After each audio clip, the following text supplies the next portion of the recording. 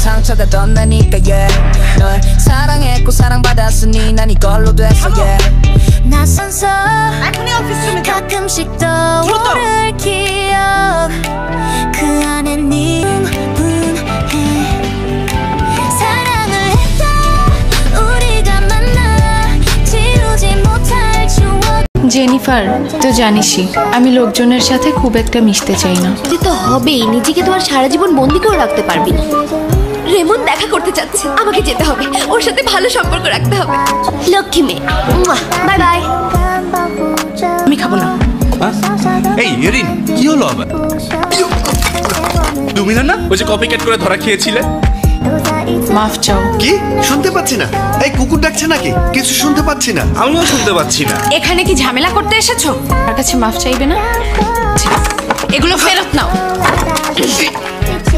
আবার এসেছো শেষ হয়েছে তোমাদের জন্য আরো আছে যাকে বাঁচালাম সে আমার মুখে খাবার ছুঁড়ে মারলো ভাইয়া মামা আবারও ওই জিনিকা বানানো শিখে গেছো তাই মিনাকে নিয়ে তোমার একটা প্রতিবেদন লিখতে হবে বিবরণ সহ আগে দাও মহারানী দয়া করুন করলাম রাশিফল বলো আর তা না হলে আমি তোমার বই ছিঁড়ে ফেলবো ওই দাও জিনিয়া কোনো কথা বলবে না দাও আমাকে বলছি জিনিয়া দাও আরে জিনিয়া কই পাবে না হ্যালো ও সরি জেনিফার একটু দাঁড়াও ভাইয়া তুমি আমাকে মিথ্যা বলেছো মিথ্যা বললাম কোথায় এটা একদম প্রমাণিত একটা হ্যান্ডসাম ছেলের ব্লাড প্রেশার লো থাকলে সে যে কোনো সমস্যা সহজে সমাধান করতে পারে আমি জানি তুমি আমাকে বোকা বানাচ্ছো ওই মেয়েটা না ভাইয়া তোমার সাথে কেমন আচরণ করলো এখন আবার বিড়ালকে আদর করছে এক ওগুলো কি সুন্দর ওইখানে দেখ চল না যাই চোখ দেখে মনে হচ্ছে তোমার মধ্যে লড়াই করার সাহস আছে এই যে কি মনে হয় তোমার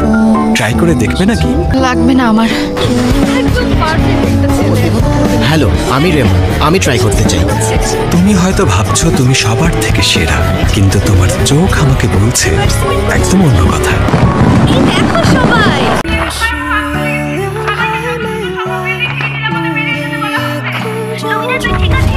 আমার কথা শুনতে পাচ্ছিস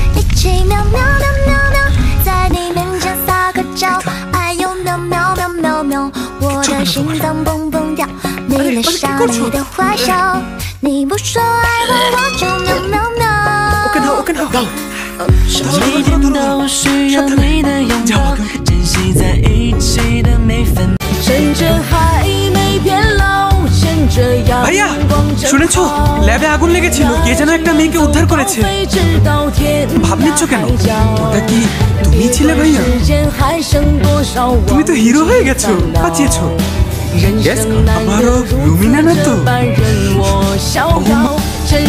ভাইয়া এখনো দেখছি না কেন মাত্র 1:30 তাড়াহুড়া করছিস কেন রাস্তা এদিকেই যাবে এই আস্তে আস্তে চাচামুখে পড়ি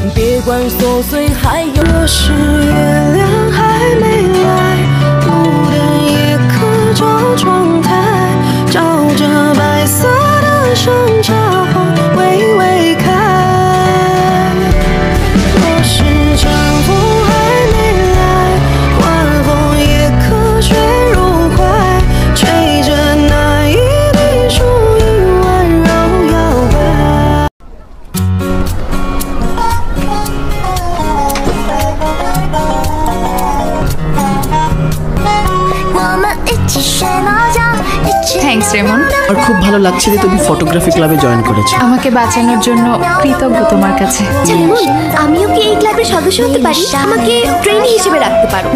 লুমিনা আমাকে হেল্প করবে। অবশ্যই পারো, আর আমি জানি ও তোমাকে খুব ভালোভাবে শেখাতে পারবে। লুমিনার ক্লাসমেটদের কাছে শুনেছি এখন পর্যন্ত অনেকে ওকে প্রপোজ করেছে, কিন্তু ও কাউকে সিরিয়াসলি নেয়নি।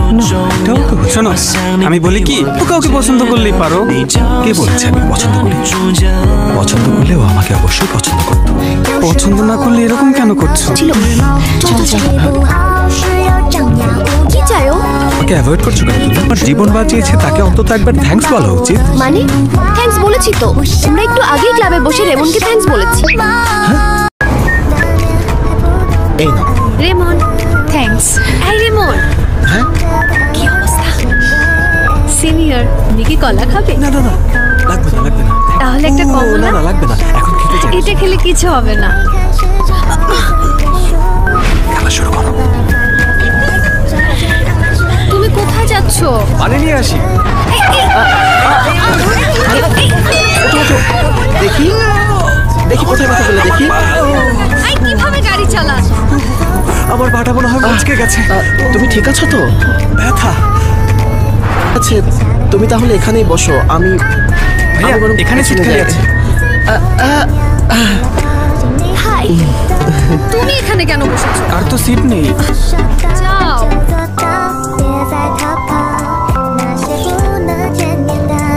কেমন তো? কি এটা? আসলে এই ছবিতে ফোকাস ঠিক নেই। ষষ্ঠ ফুলের ছবি তোলার কি আছে? তুমি শুধু ফুল দেখছো, তো আমি দেখছি একটা জীবন। চলো যাই।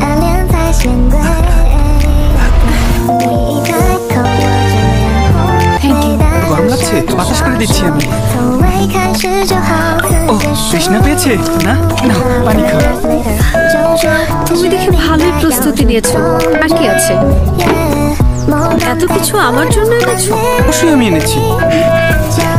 তুমি একটা ঘর চাইলে সেটাও দিতে পারবো। পাগল নাকি? এখানে আমরা কাজ করতে এসেছি। আমরা একটা ছবি তুলে দিই, জায়গাটা খুব সুন্দর। ঠিক আছে।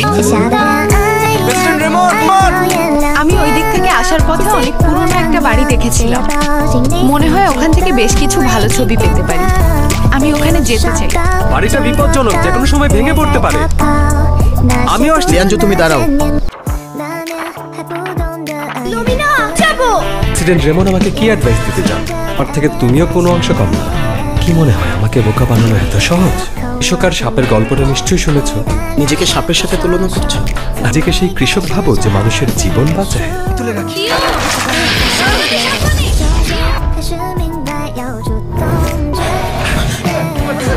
করো না, একটা নিরাপদ জায়গায় যাও, আর ফোনের ফ্ল্যাশ জ্বালিয়ে রাখো। লুমিনা, নিফার, আমি এখানে। এই সাবধানে। এখানে এসো, এসো। লুমিনা কোথায়? লুমিনা এখনো দোতলায়। লুমিনা, লুমিনা।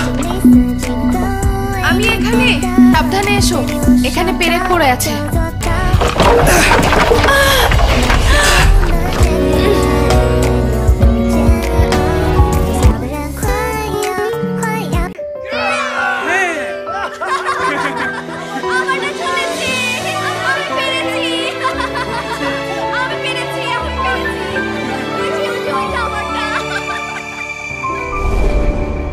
আমি ভাবতেই পারিনি এত অল্প সময়ে এত কিছু হয়ে যাবে।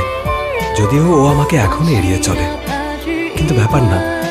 আমি চাই যেন চোখ খুললে ওকে দেখতে পারি। সত্যি বলছি, কখনো ওর পিছু ছাড়বো না।